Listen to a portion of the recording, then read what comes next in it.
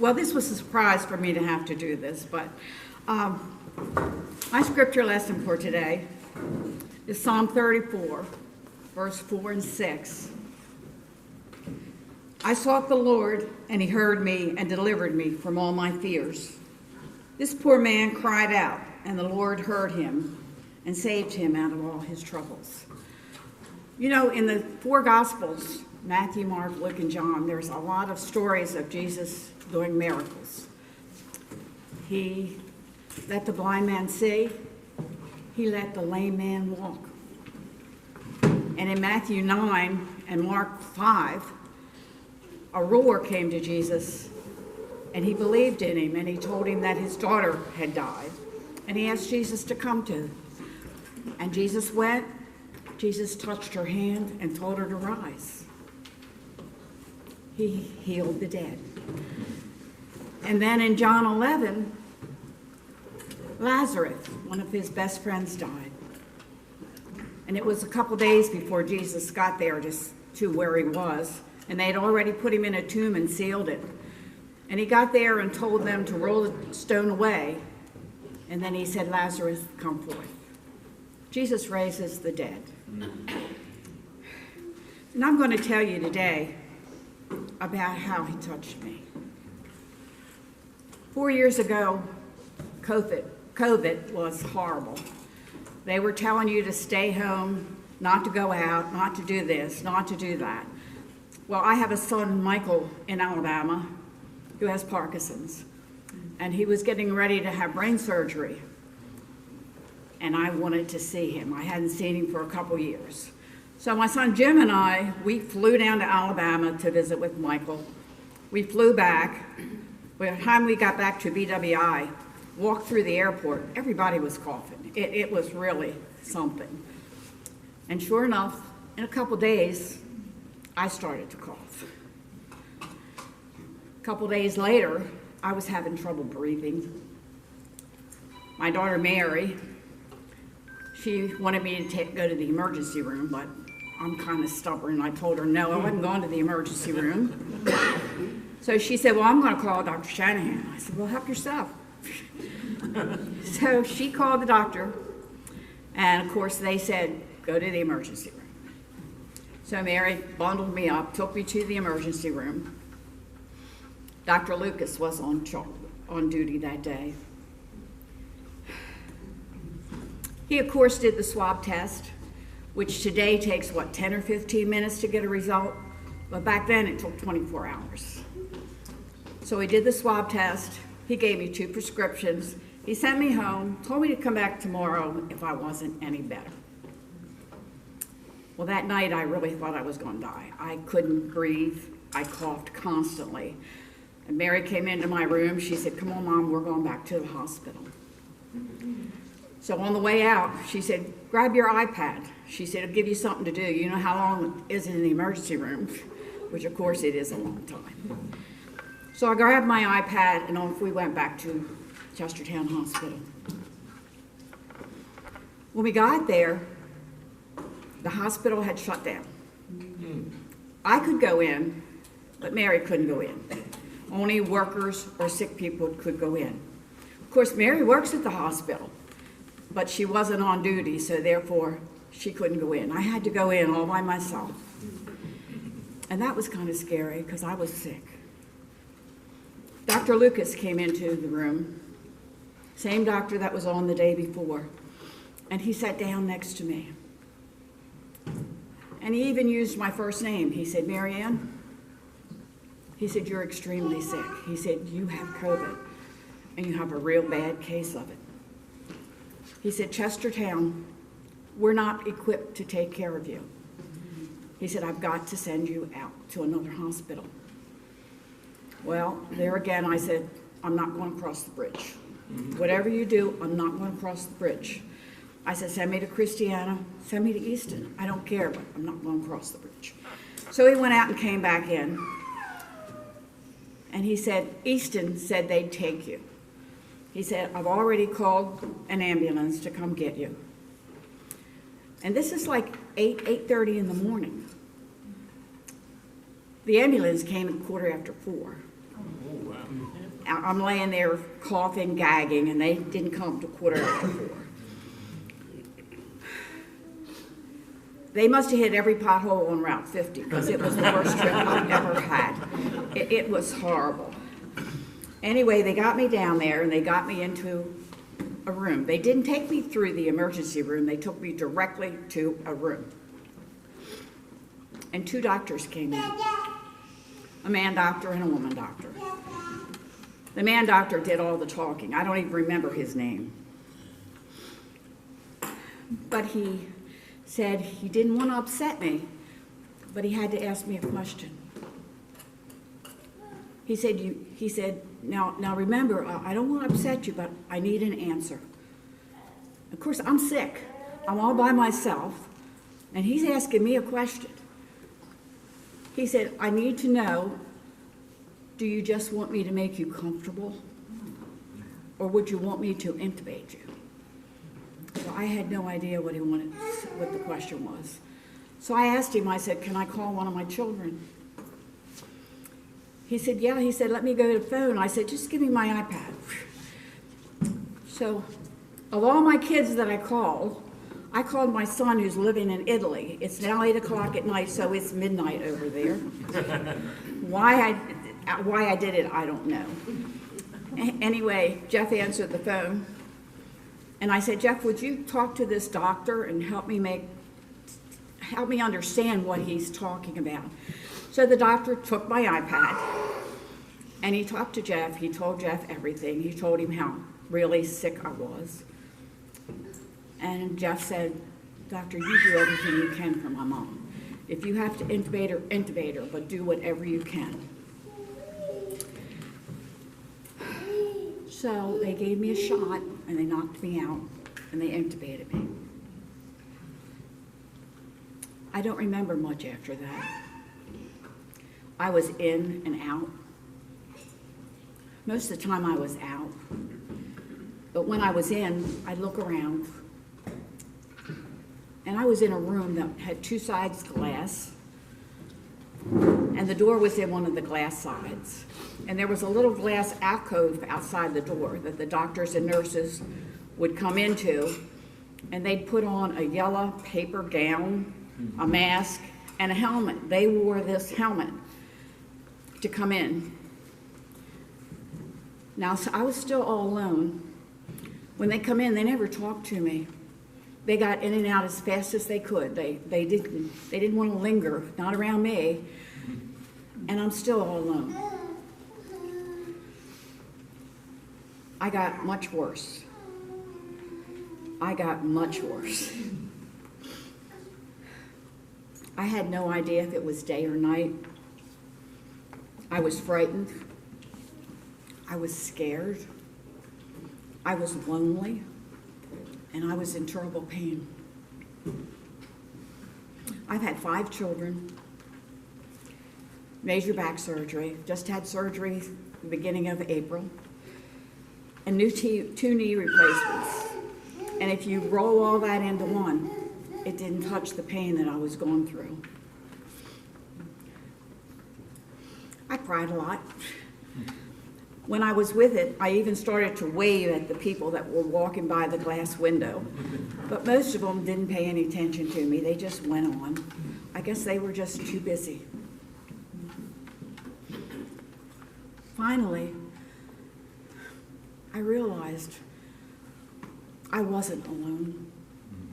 I really wasn't alone. God was with me. All I had to do was believe and talk to Him. So I did a lot of talking to God when I was with it. I did a lot of talking to God. I prayed a lot. But I didn't pray for me. I prayed for my children, my grandchildren, my great-grandchildren. I prayed that if God wanted to take somebody, that He'd take me. I was ready. I knew where I was going. My husband died years before of West Nile virus. He got bit by a mosquito, and he died. So now I was going to die from coronavirus. I accepted it. I was ready. I was ready for it. My brother Bill was a minister down in Parsley, Virginia. Now I have another brother, Bill, who's a minister. Bill died about 10 months before I got sick. And he was a lot older than me. I was his pesty, miserable baby sister. The last year of his life, he spent going back and forth from Parksley to the hospital in Salisbury. He had at least 6, 8 times. And each time I would drive down to Salisbury, and I'd sit there and we'd talk. And he'd tell me, God has one more thing for me to do. And sure enough, he'd get better. He'd go back to Parksley. He'd be back in the pulpit on Sunday morning. They had to put an amplifier on his microphone so people could hear him. And he had a church that included blacks, whites, and Mexicans. They loved him. It was always full. But every Sunday that he could make it, he was there preaching. And he preached God's word. Well, last time he came up from Parksley, he was unconscious. So he didn't have one more thing. There wasn't one more thing for God to do, for him to do for God. The day before Palm Sunday, I didn't know what day it was, but the day before Palm Sunday, the doctor called my family and said that my body was closing down, that I wasn't going to make it until morning. Of course, I didn't know this. I was out of it.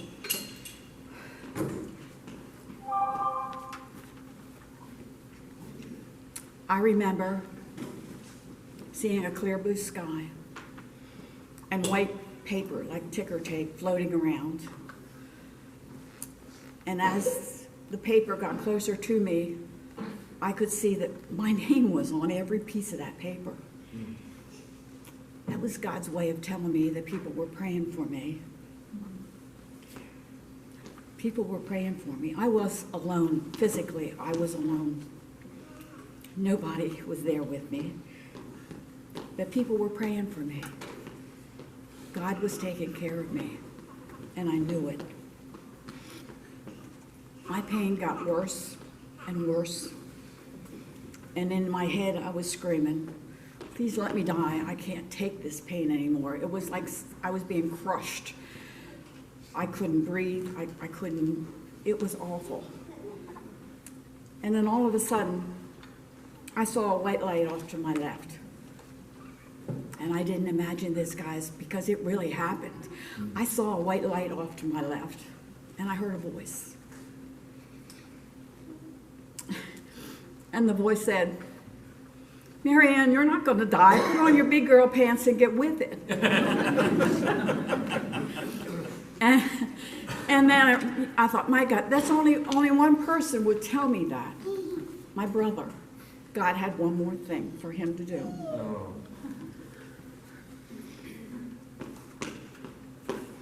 I don't remember much after that. But I remember the nurse shaking me and telling me to wake up. She said, wake up. You beat it. You beat the coronavirus. You're going to be okay. The doctor came in, the male doctor came in that had talked to me in the beginning. And the first thing he did was grab my hand and tell me, you're a miracle. You are an amazing woman. You're a miracle. He kept saying it over and over again. He said, I didn't want you to die alone. He said, so I stayed with you. He said, I saw your body shutting down. I saw your vitals going down. He said, and then all of a sudden, he said, everything changed. He said, everything went up. Your vitals went up. Your breathing was normal. He said, you're just a miracle. He said, I have no explanation for it. I said, I do. I said it was God. Psalm 34:6 says, this suffering person cried out. The Lord listened and saved him from every trouble. I was the one that cried out, and God touched me. When they finally let me out of ICU, they put me in a room. I was able to see myself. Boy, what a sight. My hair stood out on end. I had big red circles around my eyes, and I looked like a zombie. And the woman doctor that was with the doctor when he first came in. She said, "You're the talk of the hospital." He said, "That's all we're talking about is what happened to you." She said, "Tell me what happened." So I told her the story, and she looked at me and she said, "Can I tell that to my church on Sunday?" I said, "You go right ahead. You can tell it to the world."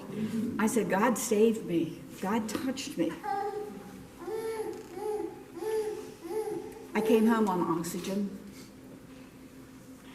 I had a nurse that came in twice a week. PT girl came in twice a week. Dr. Shanahan called me on Zoom twice a week. And they worked hard. It's taken a long time. It's been 4 years, and as you can see, I'm still not 100%, but I feel great. I feel great. I had to learn to walk again. If I walk without my cane, I walk like I've had a little bit too much to drink. And I'm off balance, but I feel great. I really feel great. One day when the PT girl had me out walking up and down the driveway with my walker. Some neighbors came over to see how I was doing. And I told them, I said, "You see that stop sign up there? I want to walk up to that." PT girl said, "No way, you're not going to do that for a long time." And my neighbor said, "Well, if I put a chair out, you could walk up and sit in the chair." And the other neighbor said, "That's a good idea." So the next day, when she takes me out to walk me up and down the driveway, there are chairs all up and down the street. I walked from one chair, sat down, walked to the next chair, sat down, and I made it up to that stop sign. I made it up to that stop sign. My neighbors were so good to me. It was a blessing. At that point, Kent County Sunshine had a sunshine committee. I don't know if y'all remember that during the COVID. Well, they would come and they'd bring flowers. They'd bring things for you to do, things to eat, treats. And they'd just sit them on your front steps. They didn't knock on the door or anything. But that was such a blessing. It really was. It made you feel really good. I'm so thankful for everybody that prayed for me, that called me. And I didn't realize how much calls meant until I was the one that needed them. But people would call me and they'd say, "I'm not going to keep you. I just want you to know I'm thinking about you, that I'm praying for you, and do you need anything?"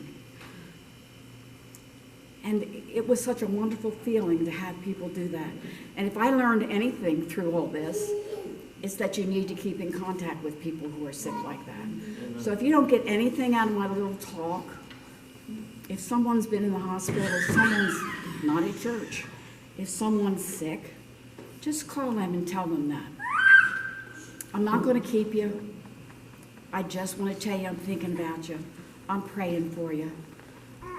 Can I do anything for you? I'm indeed blessed because, as the song says, He touched me and made me whole. Amen.